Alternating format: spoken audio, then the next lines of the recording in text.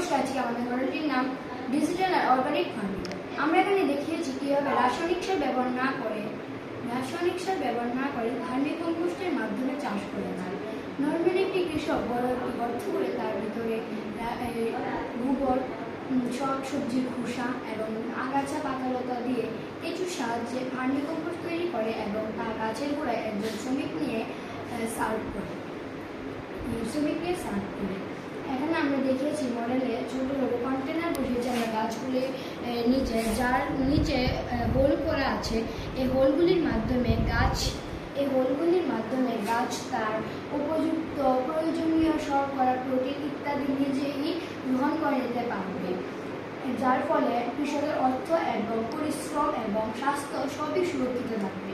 কারণ কৃষক যদি হাত দিয়ে এই সারগুলি দেয়, ফলে তার হাত যদি হ্যান্ড ওয়াশ দিয়ে পরিষ্কার না করে, তাহলে তার হাতে বিভিন্ন রকম কীটাণু লেগে থাকতে পারবে এবং এই কীটাণুগুলি তার খাওয়ার সাহায্যে পেটে ঢুকে তার শরীর অসুস্থ হতে পারবে।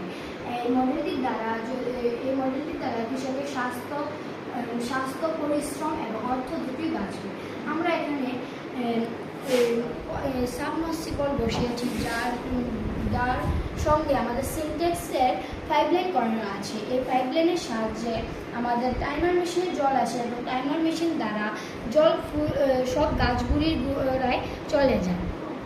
এই সিস্টেমটি করার উদ্দেশ্য হলো, কৃষক যদি 4 থেকে 5 দিন বাড়িতে না থাকে, তাহলে সে যদি টাইম সেট করে দিয়ে যায়, তাহলে উক্ত টাইম অনুসারে টাইমার মেশিন প্রতিদিন জল সার্ভ করে, যার ফলে কৃষক তার ভ্রমণের আশাও পূরণ করতে পারবে।